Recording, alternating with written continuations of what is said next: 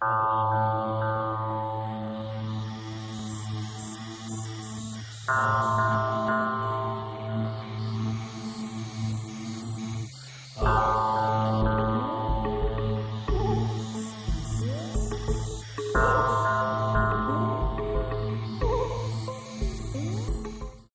big teachers when I was growing up were people like Abby Hoffman and Allen Ginsberg. These were family friends.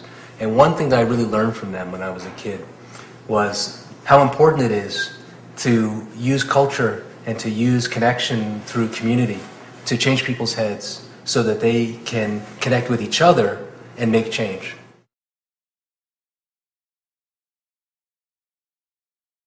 Douglas Engelbart, who is really the great genius that every American school kid ought to know about, who invented the personal computer and the way that you use it back in the early 50s.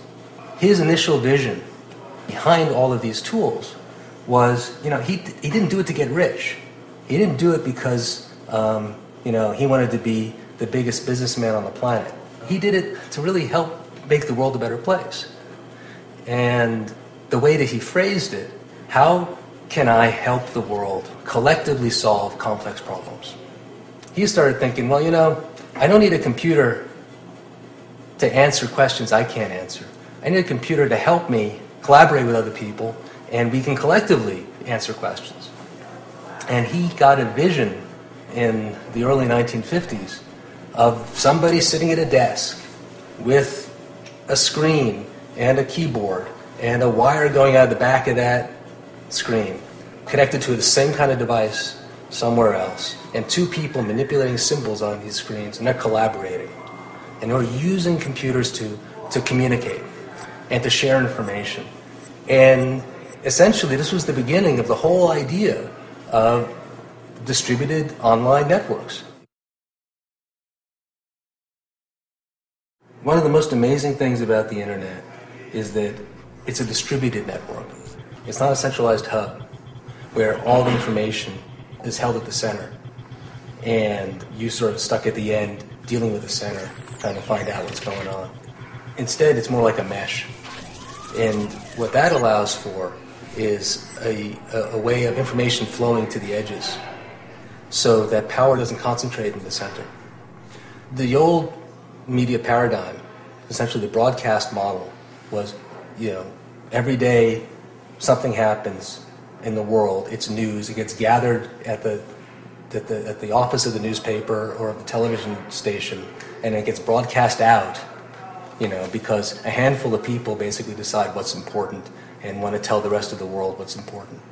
This new model, this distributed media model, enables anybody in the mesh network basically to see something that's important that's going on and get it out to everybody else in the network. What it also allows for, if you design digital identity technology, is for everybody in the network who share certain interests to find each other, connect, and then self-organize. What we're really missing right now is the opportunity for us to very easily find one another and the information and ideas and entertainment that would be most valuable to us, so that we can self-organize. Back in the 60s, that kind of connection happened in happenings, in parties, in the park, right? But for various reasons now, people are much more kind of isolated in their own kind of universe, and they're using the internet to sort of, to connect with each other. The problem is that the way that they're connecting with each other through places like Facebook and MySpace is, within these, what they call a walled garden, within these silos that are controlled by corporate interests. And the only way that you can express yourself within Facebook or MySpace is using personas that are created through these tools that are designed in order to make other people money. The whole thing is designed around a business culture and a business structure, and not really around, who you are and how you can best express yourself. And then one of the most exciting things that I think is going on is a project I'm doing with Daniel Pinchbeck. It's called Reality Sandwich. It's part of a larger network that's called Evolver, which we're just starting to roll out as an online social network. And what we want to do is embody the values and the visions of the transformational community around the planet that you see, from Burning Man to, you know, serious yoga and bodywork practitioners, to radical environmentalists, to, you know, people in festival culture who really understand like our connection to the planet, and enable these people to connect with each other to catalyze what is really a growing global movement. So that's going to start with, you know, people basically being able to own their own information on our site. But we also want you to take your profile from Evolver with you wherever you go on the internet. When you give people the opportunity to really express their heart, and to and when folks start to really say what it is that is the truest deep down, and other people can see that and share it, that's when revolution happens.